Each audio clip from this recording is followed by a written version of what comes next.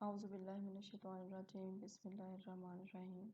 Assalamu alaikum students. Hope you are fine and enjoying good health. This is Priya Qadri here for your economics class. Today is the 9th lesson of our syllabus. Lesson is also related to the chapter number 1. The chapter number 1 is about the national income. The topic which we are going to study is income saving function. आज का topic है आमदनी और बचत का तफाइली रिश्ता, the functional relationship between income and saving. आमदनी और बचत का तफाइली रिश्ता।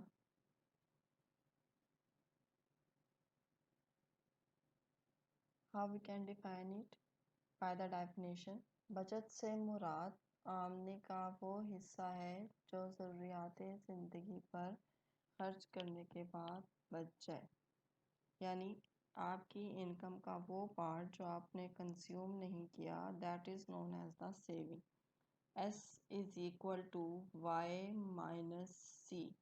Y represents income, Y represents income, while C represents consumption यानी कि Surf, and S represents saving means बचत। उर्दू में बचत बराबर है आमदनी माइनस सर्फ के, यानी इनकम में से आप कंजम्पशन को निकाल दें तो हमारे पास सेविंग बच जाती है। इंग्लिश में इसे S is equal to Y minus C से डिनोट करते हैं। और इसका फंक्शनल रिलेशनशिप कैसे बनता है? S is the function of Y. बचत जो है वो आमदनी का तफाइल है, बचत आमदनी का तफाइल है। S is the function of Y means saving is the function of income. Y represents income and S represents saving। मैंने आपको ये बात पहले भी बताई है कि हर फंक्शन में दो वेरिएबल्स होंगे या ज़्यादा वेरिएबल्स होंगे, जिसमें से कोई एक वेरिएबल इंडिपेंडेंट वेरिएबल होगा, बाकी सब डिपेंडेंट वेरिएबल होंगे। Here in this function we have two variables S and Y। मैंने आपको पहले भी इसका की पॉइंट ये बताया था कि राइट हैंड साइड पर जो वेरिएबल आ रहा है वो इंडिपेंडेंट वेरिएबल है, यानी कि आज़ाद मुतग़य्यर है जो अपनी वैल्यूज़ को अपनी मर्ज़ी से चेंज कर सकता है, जबकि लेफ़्ट हैंड साइड पर आने वाला वेरिएबल जो कि यहाँ पर सेविंग है, डिपेंडेंट वेरिएबल है जो डिपेंड कर रहा है इनकम पर, यानी इनकम के चेंज होने से सेविंग चेंज हो जाएगी। चेंज अब दो तरह का हो सकता है, इंक्रीज भी और डिक्रीज भी। Saving is the function of income means के सेविंग इनकम का फंक्शन है या बचत आमदनी का तफाइल है। इस चीज़ को ये एक पॉजिटिव फंक्शन है। Saving is the function of income is the positive function. मैंने आपको पहले भी ये बात बताई थी कि पॉजिटिव फंक्शन को हम इंक्रीजिंग फंक्शन या तकसीरी तफाइल भी कहते हैं। उर्दू में इसे तकसीरी तफाइल कहा जाता है, जबकि इंग्लिश में इसे इंक्रीजिंग फंक्शन कहा जाता है और मैथमेटिकली इसको एक पॉजिटिव फंक्शन कहा जाता है। उर्दू में तकसीरी, इंग्लिश में increasing and mathematics it is known as the positive function. कोई भी पॉजिटिव फंक्शन या तकसीरी तफाइल एक ऐसा फंक्शन होता है जिसमें इंडिपेंडेंट वेरिएबल और डिपेंडेंट वेरिएबल दोनों सेम डायरेक्शन में मूव करते हैं। जैसे आप यहाँ देख सकते हैं कि यहाँ पे y जो है उसका एरो हेड इंक्रीज कर रहा है, जबकि s का भी एरो इंक्रीज कर रहा है, यानी आमदनी के बढ़ने से बचत बढ़ जाती है। और इसी तरह से जब y डिक्रीज करता है तो s भी डिक्रीज कर जाता है, यानी आमदनी के कम होने से बचत कम हो जाती है। कैसे है ये? S S is equal to Y minus C, यानी मैथमेटिकली अगर हमने इसको काउंट करना है तो हम इसे कैसे निकाल सकते हैं कि मेरे पास जो टोटल इनकम है उसमें से मैं कंजम्पशन निकाल दूंगी तो मेरे पास सेविंग आ जाएगा। लाइक मेरी टोटल इनकम 1000 रुपीज़ है और मेरी कंजम्पशन 800 है, तो मैं 1000 में से 800 को माइनस करूंगी तो मेरे पास सेविंग आ जाएगी जो क्या होगी 200। अगर हम इसको फंक्शन फॉर्म में देखें तो ये ऐसे आता है, s is the function of y, यानी s is the dependent variable while y is the independent variable. आमदनी के बढ़ने से बचत बढ़ जाती है, as y increases s increases, और आमदनी के कम होने से बचत कम हो जाती है, as y decreases so s decreases.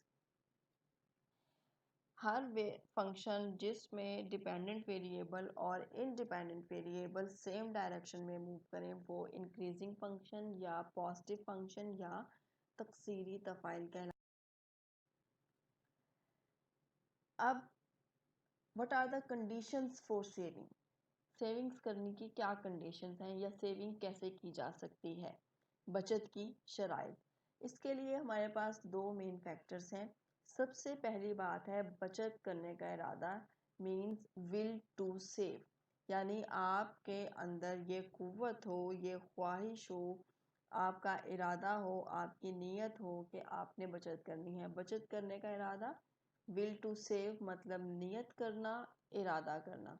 बचत करने की नीयत क्यों की जाती है, मुस्तकबिल के मकासद को मद्देनज़र रखते हुए, यानी फ्यूचर में अगर मैंने ये देखना है I want to change the car तो मैं सेविंग करूँगी, मैंने घर बनाना है तो मैं सेविंग करूँगी, मैंने घर को रेनोवेट करना है तो मैं सेविंग्स करूँगी, बच्चों की शादियाँ करनी हैं, कोई इवेंट्स आने हैं, कोई बर्थडे सेलिब्रेट करनी है, सच एज हज करना है, शादी करनी है, उम्रा करना है, कुर्बानी करनी है, ज़कात देनी है, या कोई ऐसे नागहानी हालात, खुदा ना खास्ता कोई ऐसी बीमारियां आ जाती हैं, कोई एक्सीडेंट्स हो जाते हैं, किसी की डेथ हो जाती है तो उसके लिए भी एक्सपेंसेस करना पड़ते हैं, सफ़र करना पड़ जाए उसके लिए भी एक्सपेंसेस करना पड़ते हैं, और बच्चों की तालीम के लिए भी हमें सेविंग करना पड़ती है ताकि हम उनको बच्चों को अच्छे इंस्टीट्यूशंस में हाई लेवल की एजुकेशन दिलवा सकें। ये है बचत करने का इरादा। बचत की शराइत में पहली शर्त है कि बचत करने का इरादा होना चाहिए, यानी विल टू सेव होना चाहिए। What is the second condition, बचत करने की कुव्वत, पावर टू सेव, कि आपके पास बचत करने के लिए पावर भी होनी चाहिए, कुव्वत भी होनी चाहिए। इसका मतलब ये है कि पावर से मुराद यहाँ पर आमदनी ली गई है, इनकम ली गई है। जब तक आपके पास आमदनी नहीं होगी आप सेविंग नहीं कर सकते। आप इरादा तो कर सकते हैं लेकिन आप सेविंग उस वक्त तक नहीं कर सकते जब तक के पास आपकी आमदनी ना हो। आमदनी और खर्च में फ़र्क जो है वो बचत करने की कुव्वत कहलाता है। जैसे मैंने आपको पहले बताया, S is equal to Y minus C था, यानी इनकम में से कंजम्पशन को, आमदनी में से खर्च को माइनस कर दें तो सेविंग आ जाती है। अगर मुल्क में अमनो अमान की सूरत हाल हो, आपका निज़ाम ज़र मुस्तहकम हो, बैंकों और टैक्सों का निज़ाम अच्छा हो, बचत स्कीमें शुरू की जाएं जो लोगों को मोटिवेट करें बचत करने के लिए, शरह सूद जो है वो ज़्यादा हो, और कुदरती वसाइल का भरपूर इस्तेमाल किया जाए, ये वो तमाम फैक्टर्स हैं जो बचत करने की कुव्वत को मोटिवेट करते हैं। बचत करने की क्या शराइत है, बचत करने की दो शराइत हैं, विल टू सेव बचत करने का इरादा, एंड पावर टू सेव बचत करने की कुव्वत। अब हम देखते हैं standard form of saving function in two sector economy. दो शोबी मईशत में तफ़ाइल बचत की मेयारी सूरत क्या है। S is equal to minus S nought plus S Y. अब हम ये देखते हैं कि ये वाला जो एस है ये overall general level of savings को शो कर रहा है। The minus sign is very important in this functional form. ये जो माइनस का साइन है, ये मैं आपको बाद में बताती हूँ कि उसका क्या फंक्शन है। सबसे पहले हम देख लेते हैं एस नॉट को। ये जो एस नॉट है, लाइक हेयर, ये जो एस नॉट है, ये हमारी किस चीज़ को जाहिर कर रही है? यहाँ पर भी आप देख सकते हैं, ये हमारी खुद इख्तियार बचत यानी कि ऑटोनमस सेविंग्स को शो कर रहा है। अब खुद इख्तियार बचत, इन अदर वर्ड्स, ये ना बचतें या उधार यानी कि नॉन सेविंग्स या बोरिंग्स को शो करता है। S is equal to minus S nought. S nought का मतलब है खुद इख्तियार बचत, यानी वो वाली बचत जो हर हाल में होनी है, जो आपने करनी ही करनी है।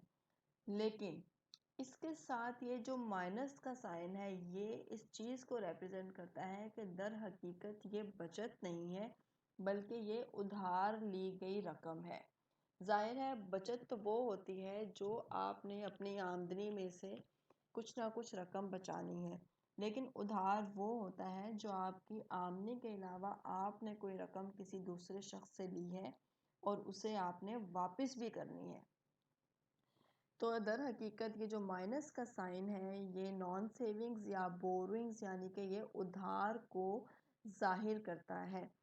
जैसे कि मैंने यहाँ पर भी माइनस एस नॉट लिखा और यहाँ पर भी मैंने माइनस के साइन को एक्सप्लेन किया है कि what is the role of minus sign, के मनफी का निशान, ये देखें, मनफी का निशान ना बचतों को जाहिर करता है। दूसरा, ये जो एस नॉट है, ये वाला एस कैपिटल है। अगर हम एस वाई की तरफ जाएं तो ये एस स्मॉल एस है और ए वाला स्मॉल एस इस कैपिटल वाई यानी आमदनी से मल्टीप्लाई हो रहा है। इसका मतलब ये है कि ये एस वाई इंड्यूस्ड सेविंग है, यानी कि तरगीब याफ्ता बचत है। इंड्यूस्ड कैसे हो रहा है? ये वाली सेविंग्स हमारी इनकम से इंड्यूस्ड हो रही है और ये प्लस का साइन इस चीज़ को शो करता है कि ये एस और ये वाई दोनों आपस में पॉजिटिवली रिलेटेड हैं, यानी इस एस और इस वाई के दरमियान एक पॉजिटिव रिलेशनशिप पाया जाता है, जिसका मतलब ये है कि जब भी इनकम इंक्रीज होगी तो सेविंग्स इंक्रीज हो जाएंगी और इनकम डिक्रीज होने से सेविंग्स डिक्रीज हो जाएंगी। You can see here S is the small S, वो बचतें जो आमदनी बढ़ने से बढ़ जाती हैं और आमदनी कम होने से कम हो जाती हैं। ये जो स्मॉल एस है, ये हमारे MPS, marginal propensity to save. अब सेविंग फंक्शन में हम देखते हैं हमारे पास दो चीज़ें आ रही हैं।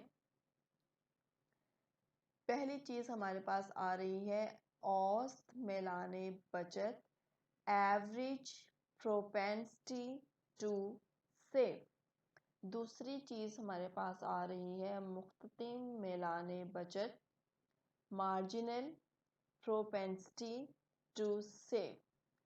Average propensity to save is just like average propensity to consume। जैसे मैंने आपको प्रीवियस लेक्चर में APC का कॉन्सेप्ट दिया था, यहाँ पे बिल्कुल ये इसी तरह से APS का कॉन्सेप्ट है। बिल्कुल ये इसी तरह से APS का कॉन्सेप्ट है। APS क्या है? Savings divided by income. What is APS? Savings divided by income। और APC क्या था? से कंजम्पशन डिवाइडेड बाय इनकम। जैसे मैं आपको यहाँ पे थोड़ा सा इसके कंपैरिजन के लिए लिख के बता देती हूँ कि हमारे पास जो APC आ रहा था,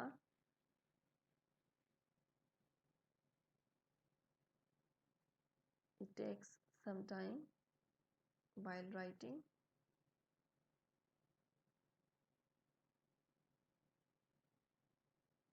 APC is equal to C divided by Y. ठीक हो गया। और इसी तरह से I write first M P C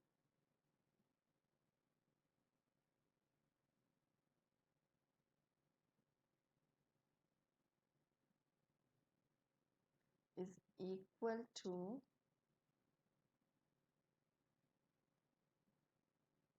delta C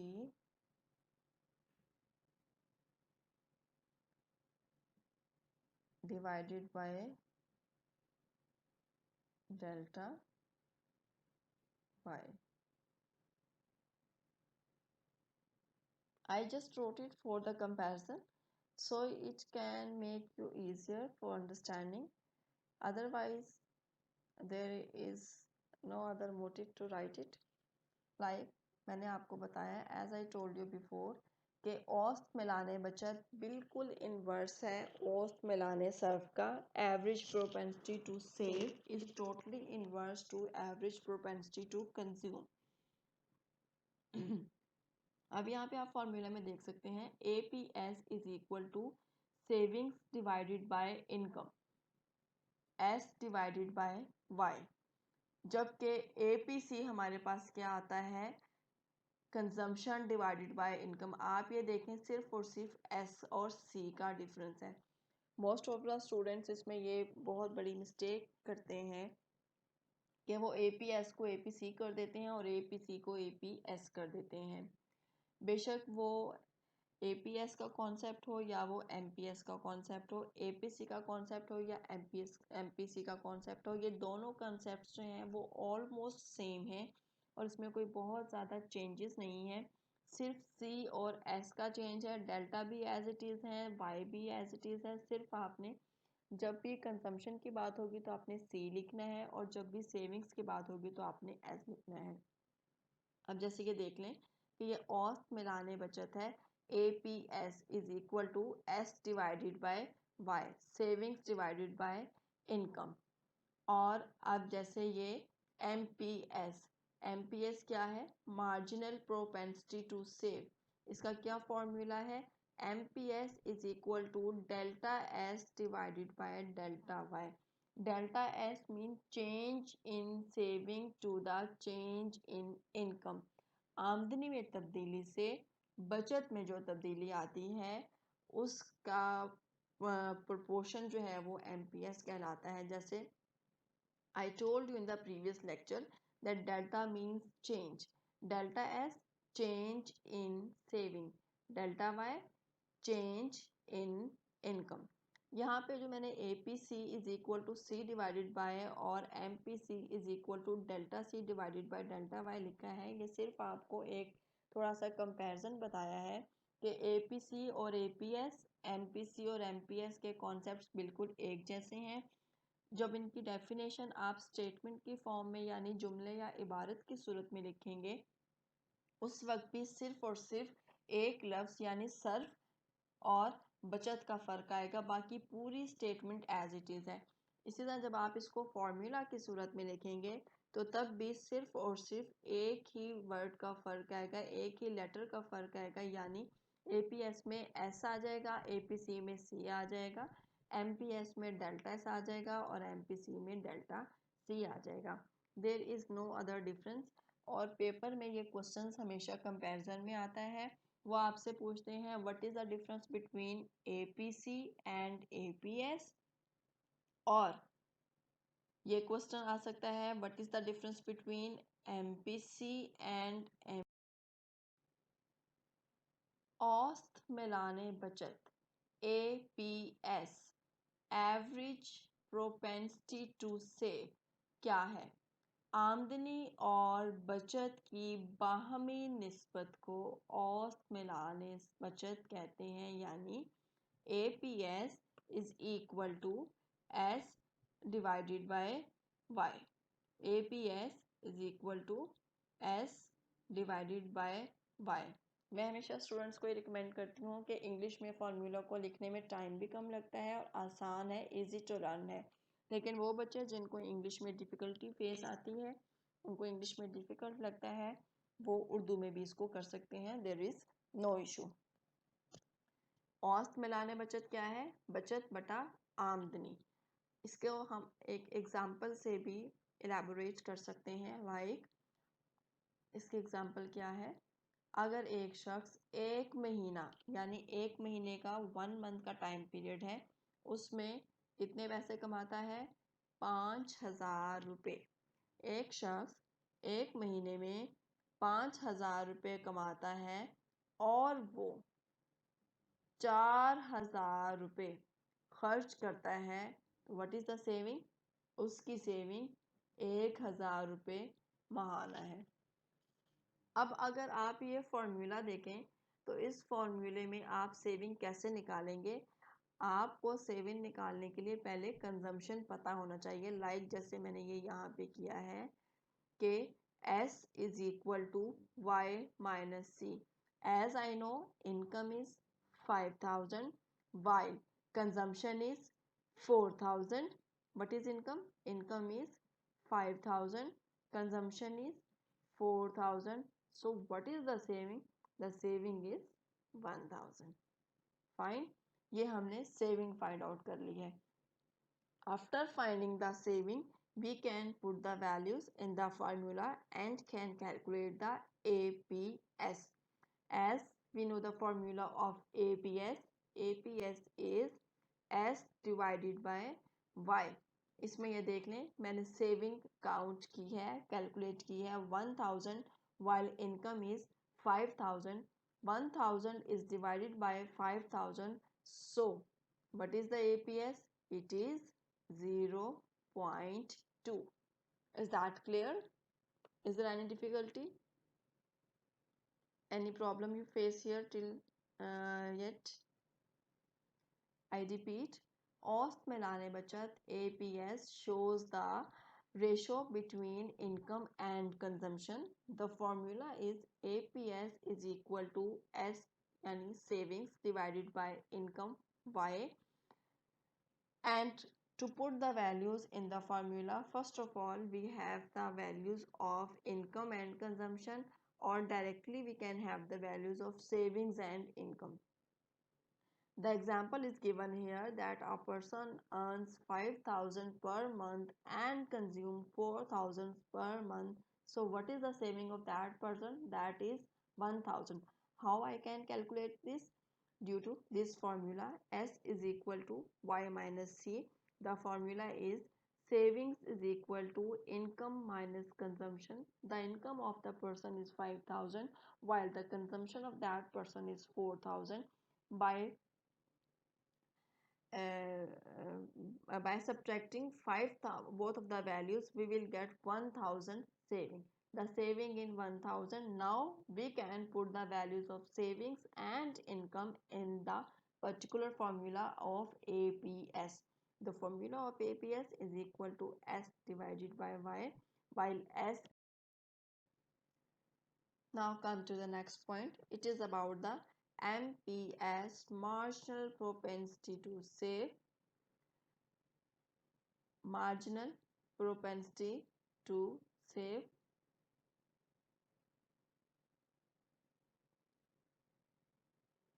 आमदनी में तब्दीली delta Y means change in income, और बचत में तब्दीली delta S means change in consumption is known as the MPS. MPS. Change in income to the change in saving is known as MPS. मुख्ततिम मिलाने बचत बराबर है बचत में तब्दीली बटा आमदनी में तब्दीली के। मुख्ततिम मिलाने बचत किसके बराबर है? बचत में तब्दीली बटा आमदनी में तब्दीली के, और इसका फॉर्मूला है MPS is equal to delta S divided by delta Y. Marginal propensity to save is equal to change in saving to the change in income. This can be explained with the help of an example and the example is given here. अगर एक शख्स की माहाना आमदनी 5,000 रुपये से बढ़कर 6,000 रुपये हो जाए, यानी जब आपको मैंने APS पढ़ाया है तो उसमें मैंने आपको पढ़ाया है the income of the person is 5,000 rupees. यही बताया मैंने आपको, the income of the person is 5,000 rupees. जब हमने MPS को कैलकुलेट करना है तो हमने उस टाइम चेंज देखना है कि चेंज कैसे आएगा, यानी इनकम जो है वो 5,000 से बढ़कर 6,000 रुपीज़ हो गई है, तो आमदनी में कितना रेज आया है, 1,000 रुपीज़ का। डेल्टा वाई क्या हो गया, चेंज इन इनकम क्या हुआ, 1,000 रुपीज़। 5,000 रुपये आमदनी जब एक शख्स की थी, यानी मैं वो शख्स खुद को ही सपोज कर लेती हूँ कि मैं हूँ, मेरी मंथली इनकम पहले 5,000 रुपीज़ थी, तो 5,000 रुपीज़ पर मैं 4,000 रुपीज़ खर्च किया करती थी। जब मेरी इनकम 5,000 रुपीज़ थी तो मैं 4,000 रुपीज़ खर्च किया करती थी, और उस टाइम मेरे पास सेविंग क्या आती थी, 1,000। ठीक है ना। जब मेरी इनकम 5,000 से इंक्रीज होकर 6,000 रुपीज़ हो गई, तो अब ये नहीं हो सकता कि मैं सारे का सारा इंक्रीज सेव कर लूँ। मैंने अपनी कंजम्पशन को भी इंक्रीज करना है और मैंने अपनी सेविंग्स को भी इंक्रीज करना है। जब मेरी इनकम 5,000 थी तो खर्च 4,000 था और सेविंग्स 1,000 थी। जब मेरी इनकम 6,000 हुई है तो मेरी कंजम्पशन भी 6,000 से बढ़कर 4,500 रुपीज़ हो गई है। अब अगर मैं इन वैल्यूज़ को फॉर्मूला में पुट करूं टू कैलकुलेट द सेविंग्स, मैं देखना चाहूँ कि मेरी इनकम के चेंज होने से मेरी जो कंजम्पशन चेंज हुई है उसके बाद क्या मेरी सेविंग्स पर भी कोई फ़र्क पड़ा है, तो इसको हम ऐसे देखेंगे, S is equal to Y minus C. मेरी इनकम, करंट इनकम अब है 6,000 rupees, while current consumption is 4,500 rupees. 6,000 में से 4,500 रुपीज़ को माइनस कर दें तो मेरे पास 1,500 रुपीज़ जो है वो मेरी सेविंग्स आ जाती हैं। Is that clear till here? यहाँ तक की बात आपको क्लियर हो गई है। यानी आमदनी में तब्दीली डेल्टा वाई और बचत में तब्दीली डेल्टा एस की बाहिमी निस्बत को मुख्ततिम मिलाने बचत यानी कि MPS कहते हैं।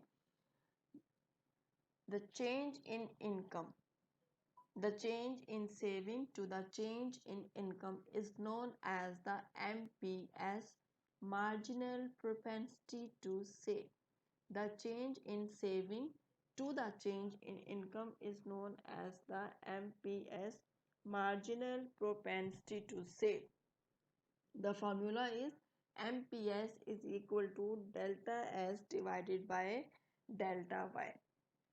If a person like me earns 5,000 per month and spend 4,000 per month, then the saving level is 1,000 rupees.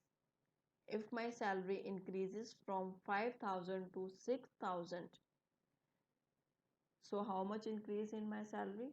It is 1,000 rupees. Delta Y is 1,000.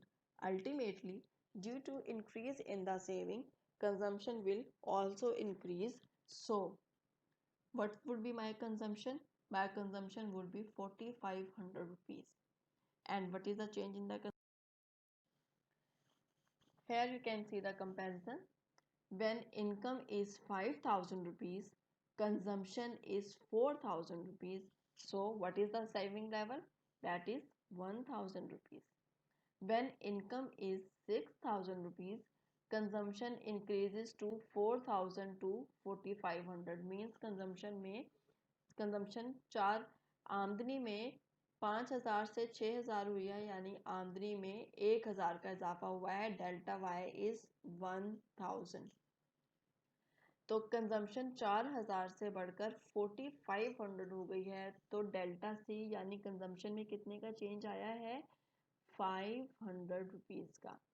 अब जब हमारी सेविंग्स हैं, जब इनकम हमारी 5000 से बढ़कर 6000 हुई है और कंजम्पशन 4000 से बढ़कर 4500 हुई है, तो सेविंग्स भी 1000 से बढ़कर 1500 हुई है। यानी सेविंग्स क्या है? What is the change in the saving? It is 500।